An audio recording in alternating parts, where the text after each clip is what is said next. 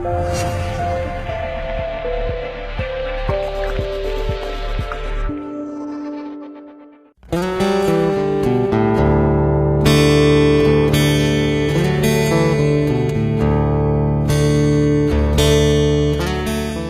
Up Time is a first-hand observation of the situation in the remote Aboriginal communities of Central Australia, and in addition it's an investigation into the causes of why these situations are so deplorable and subhuman. So it's a combination of investigation and observation. Main inspiration was actually Timothy, a young boy in the remote community of Vilaura in the Tanami Deserts, 350 kilometers northwest of Alice Springs. I was invited to give a talk about astronomy to the local primary school, and now being so remote, when you arrive there as a stranger, you're really an alien, and all the kids are excited because they see someone else, and that question is always, that's how kids respond all over the world. What's your name? What's my name? Etc. Not Timothy. He was just following me like a little duckling, and not a little duckling because he was 13 or 14 years old and actually pretty big. He was just following me, and finally I sat down, and his first question was not what my name was, but he asked me, "Can you tell me what a black hole is?"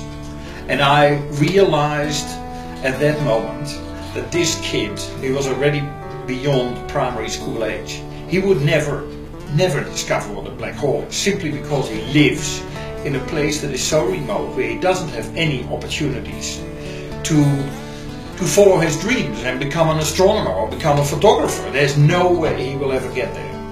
That incident triggered me to really write about this. What is going on that we let kids down in these communities not to follow their dreams? And most likely it's now 1.5 years later. He's already a father and probably has a kid, and that's the rest of his life. And I found that so poor. That was the drive to write this book. I investigated 5 aspects of Aboriginal life in Central Australia, because we normally always look into the cultural thing and then think that it's pretty nice, but it is not nice, it's nasty, it's terrible. And one of the things I discovered in Vilaura, the first town I went to in Alice Springs, where I went for to investigate sit-down money, the social security system, in Uluru about tourism, Eli Karang, another remote community, to look into indigenous art, and finally in Kakadu to look into the environmental relationship with the Aboriginal people. In all these cases, I came across a huge amount of money that is available. So it's not too little, there's too much money available to these communities. The money is sitting in all kinds of corporations, it's funded by the mines, it's with involvement of the state and federal government. And that causes the problems. It doesn't solve them, it causes and maintains the problems. That was the main finding in all these locations. After going to Vilaura, I went to these other 4 locations which I just mentioned, and it took me altogether about half a year of observations and going to these communities, talking to people, and about half a year, including the first half year, actually in addition to the first half year, to do the investigation. I've read dozens of annual reports of land councils, of shire councils, of the mining industry, all of that. Altogether that process took about a year to come to a first manuscript. A full time a year. Yeah, I think so. It's not preventable, of course, because it's simply there. But there are solutions. But the solutions require that we first and for all overhaul this funding system, which I mentioned, which I call in the book the royalties maze. It's all coming from the mines originally, but it has involvement of governments, and it also has involvement of the Aboriginal people themselves. They also maintain the system. If we are not prepared to mention and acknowledge exactly what is there, we will never solve it. We need to acknowledge it, state that there's too much money that is uncontrolled and not delivering any positive outcome. And if we do that and we stop making a distinction between Aboriginal people and the rest of Australia, then there is definitely a solution for this. But it's not easy. The money from the royalties maize, the money coming from the mines, goes through several ways. It goes through the federal government. They have a special Aboriginal account, which at the moment has over $2 billion. It goes back to the land councils, which are the overall bureaucratic body of these communities.